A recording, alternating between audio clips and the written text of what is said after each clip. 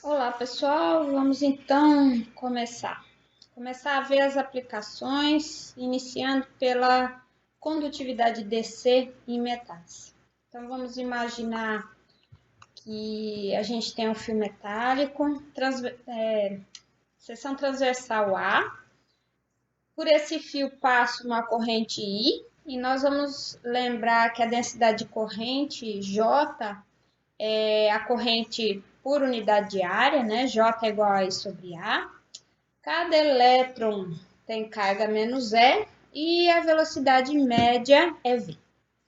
E a carga total, que é o ΔQ aqui, que atravessa a área A no intervalo dt, ela é dada pela densidade de portadores de carga, N, vezes a carga de um portador, vezes o volume do condutor, que é a área A multiplicada pelo comprimento, que aqui no caso é dado por V dt. Então, lembrando que a corrente elétrica é essa carga total dividida por dt, e que a densidade de corrente é a corrente elétrica diária, nós vamos ter então que a densidade de corrente ela é dada pela densidade de portadores vezes a carga de cada portador vezes a velocidade desses portadores. Esse sinal de menos aqui, ele aparece porque a carga do portador é negativa, né?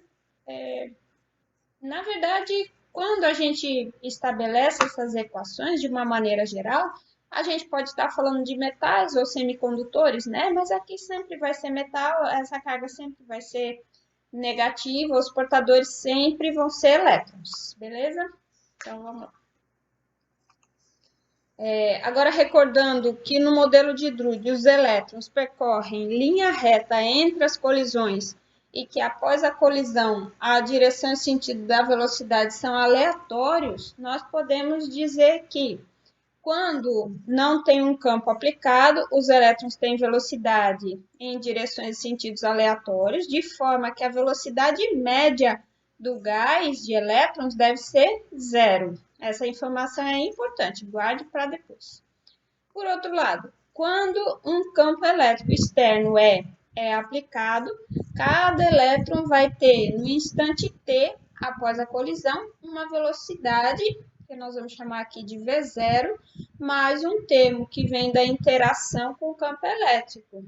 Ou seja, nós vamos ter a velocidade dada pela equação horária do mv, V igual a V0 mais a t, onde essa aceleração é a força elétrica dividida pela massa, beleza? Reescrevendo a última expressão e lembrando que o nosso tratamento é estatístico, nós vamos tomar os valores médios de cada termo e usar essa velocidade média para escrever a densidade de corrente. Observe que ali na equação 1.3, o tempo foi substituído pelo tempo característico tal. A velocidade foi considerada igual a zero, e que quando eu substituo esses valores aqui na expressão da densidade de corrente, nós vamos chegar nesse termo que dá a dependência explícita entre J e o campo elétrico, que nós sabemos que é uma expressão da lei de Ohm. E reescrevendo para colocar o campo elétrico em evidência, nós vamos chegar nesse novo arranjo envolvendo a massa do portador, a densidade dos portadores, a carga elementar e o tempo característico. No próximo slide, eu vou reescrever essa expressão. Então, aqui a gente tem a expressão novamente, e nós vamos substituir esse conjunto de parâmetros por ρ0, que é a resistividade. Uma forma alternativa é a gente, ao invés de escrever a resistividade, colocar a condutividade, sigma zero, né? Que uma é o inverso da outra. Mas você pode perceber que o modelo de Drude, ele reproduz a lei de Ohm de uma forma surpreendentemente boa e ainda permite expressar a resistividade ou condutividade dos metais em função de características próprias de cada metal. Até aqui, tudo tranquilo, né? Vamos em frente e ver o que acontece depois. Bom, olhando aqui para a condutividade dos diversos à temperatura ambiente, conhecendo a estrutura atômica que dá para a gente a densidade de elétrons livres, nós vamos, e também né, o raio médio dos átomos, nós vamos usar a massa e a carga do elétron, nós temos condição de determinar a única variável desconhecida, então, que seria o parâmetro tal. E aqui nessa tabela 1.3 do livro, a gente vai ter esses tempos expressos para vários elementos em 3 temperaturas diferentes. E nós vamos perceber que os tempos típicos, eles são da ordem de 10 a menos 13 até 10 a menos 16 segundos. Aqui na tabela os números estão expressos em função de 10 a menos 14 segundos. Então, é mais ou menos por aí. Isso é calculado, então, usando esses pressupostos que a gente fez até agora, tá? Bom, então, é isso. A tabela indica esses valores de tal, da ordem de 10 a menos 15, a 10 a menos 14, né? Na temperatura 300 Kelvin. E a pergunta que a gente pode fazer é se esses valores obtidos através do modelo de Drude são razoáveis se a gente levar em conta a análise microscópica dos metais, né? Para ver se está coerente. Basicamente, se a gente tem um tempo de colisão lá da tabela e determina a velocidade a partir do teorema de equipartição de energia, então nós vamos encontrar valores de livre caminho médio compatíveis com a distância esperada entre os núcleos. Essa é a questão. Bem, a resposta é que para 300 Kelvin, a velocidade vai dar em torno de 10 a quinta metros por segundo, e usando tempos entre 10 a menos 15 e 10 a menos 14, nós vamos chegar em distâncias entre 1 e 10 angstroms, que são ok, né? Compatíveis com as distâncias interatômicas nos sólidos. Portanto, até aqui, aparentemente estaria coerente com o modelo e, baseado nesses resultados, a gente poderia concluir que a visão original de Drude estaria ok.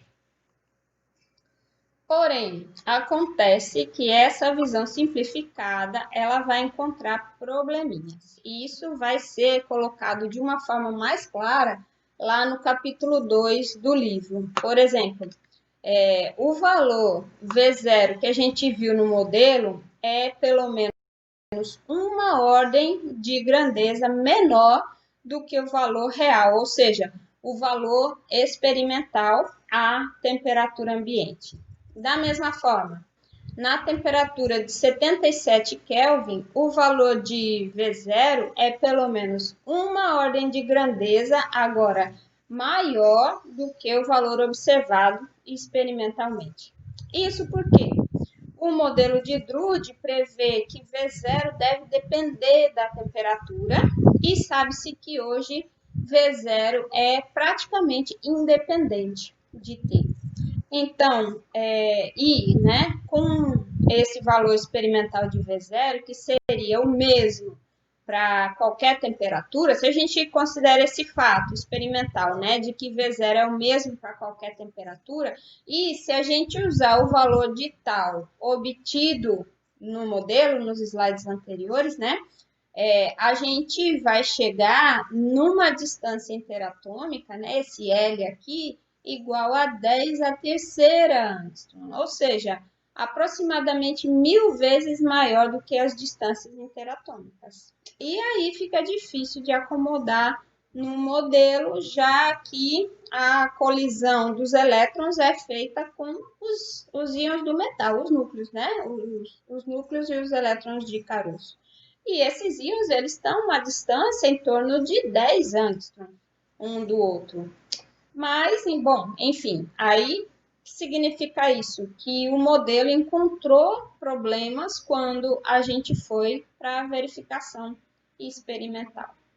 E por que essas discrepâncias? Basicamente porque até aqui o modelo fez estimativas puramente clássicas. Então, já fica uma pista aqui de que deverão ser feitas correções quânticas nesse modelo. Não é puramente bolinhas colidindo, né? Não pode ser encarado somente dessa forma. E como a interpretação do significado de tal, ela não está coerente com as observações experimentais e ela foi um pressuposto do modelo, então, para poder usar esse modelo, é importante deduzir variáveis e propriedades que sejam independentes de tal. Tá? Nós vamos dar um jeitinho de contornar esse tal para não usar ele para ficar viável o modelo, pelo menos de forma aproximada. Infelizmente, a gente vai poder fazer isso porque existem parâmetros interessantes que atendem a esse requisito. Dois casos que o livro vai trazer envolvem a condutividade elétrica sob um campo. E esse campo pode ser estático ou dependente do tempo, tá? São as duas situações, os dois casos. E esse campo ele vai ser sempre espacialmente uniforme em qualquer situação. E ele vai usar o momento linear para escrever a densidade de corrente em função do momento linear e vai usar artifícios para eliminar aquele parâmetro tal. Tá? Então, é toda uma consideração matemática para eliminar aquele tal. Bem, começando por essas expressões, que são expressões que a gente já conhece, entre momento, velocidade e também entre momento e força. A gente vai, então, pensar da seguinte forma. Dado que o momento por elétron é P de t no instante t, nós vamos calcular o momento depois de um intervalo infinitesimal dt, ou seja, P de t mais dt. Então, qual o momento que o elétron teria no instante t mais dt se ele não colidir? Ou se mover só sob a ação, somente sob a ação do campo de forças, né? Somente sob a ação dessa força devida ao campo externo aplicado. Bom, como o dt é infinitesimal, nós podemos expandir esse momento de t mais dt, né, o p de t mais dt, em torno do p de t, usando uma série de Taylor, e nós vamos expandir aqui até segunda ordem. Então, repare que aqui o termo de primeira ordem contém a derivada do momento, que é a força, e o termo de segunda ordem a gente vai deixar multiplicado por esse parâmetro que nós estamos chamando de parâmetro O. Muito bem, e aí o raciocínio é o seguinte, qual é a probabilidade de um elétron não sofrer colisão no intervalo entre T e T mais dt? Essa probabilidade dele Aliás, vamos primeiro escrever qual é a probabilidade do elétron sofrer colisão, né? Se a probabilidade... Lembra da probabilidade? Ela é o intervalo de tempo dt dividido por tal, né? Então, a probabilidade dele sofrer colisão é dt sobre tal. Então, a probabilidade dele não sofrer colisão é o quê?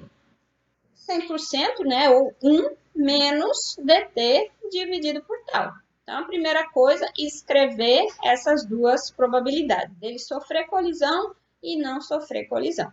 Agora, qual é o momento médio desses elétrons que não sofreram colisão no intervalo entre T e T mais dt, tá? A gente calcula esse momento médio como sendo o momento dos elétrons multiplicado pela fração de elétrons que não sofreram colisão. Então, veja que essa fração é a probabilidade vezes o número total e dividido pelo número total. Então, acaba só multiplicando pela probabilidade. Aliás, eu acho que no livro já é multiplicado direto pela probabilidade. A gente só colocou aqui para ficar claro, né? Que está multiplicando pela fração de elétrons. Quando eu multiplico pela fração, multiplico a probabilidade por n e depois eu divido pelo n total. Bom, aqui a gente desprezou alguns termos de ordem superior, como a força vezes dt2 e também o termo envolvendo dt3, né? Que esse O apareceria multiplicado por dt3, mas como é uma expansão, então a gente está simplesmente desprezando esses termos de ordem superior. Por outro lado, os elétrons que sofreram colisão agora, né? Os elétrons que sofreram colisão nesse intervalo de tempo vão ter o momento médio que os elétrons adquirem na colisão, tá? Mais um outro termo, que é o momento adquirido pelos elétrons logo após a colisão, que se deve ao campo, né? E esse segundo termo ele é multiplicado pela fração dos elétrons que sofreram colisão. Lembra que logo após a colisão, o momento que ele adquire é independente do momento anterior, né? Bom, note que como o momento dos elétrons tem orientação aleatória logo após a colisão, então o valor médio desses momentos vai ser zero. Lembra que a gente falou lá atrás? A velocidade média do elétron depois da colisão é zero. Por quê?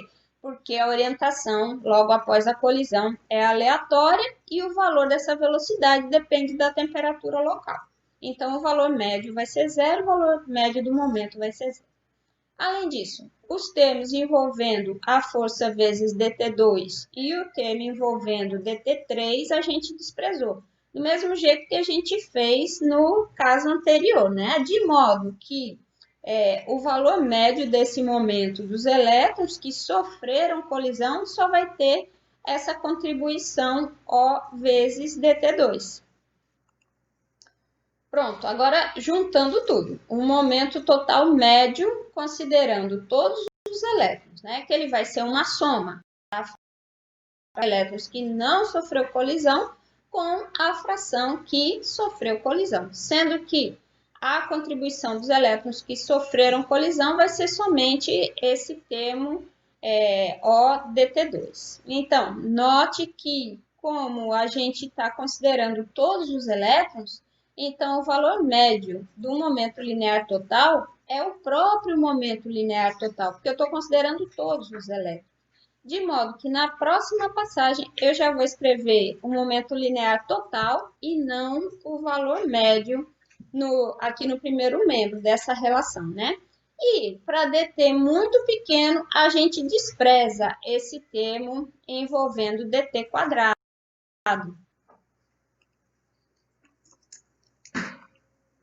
Então, a diferença entre os momentos lineares no instante e no instante t vai ficar com esses dois termos aqui, né? E agora a gente divide tudo por dt, de modo que do lado esquerdo nós vamos ter a derivada do momento linear, que é uma força, né?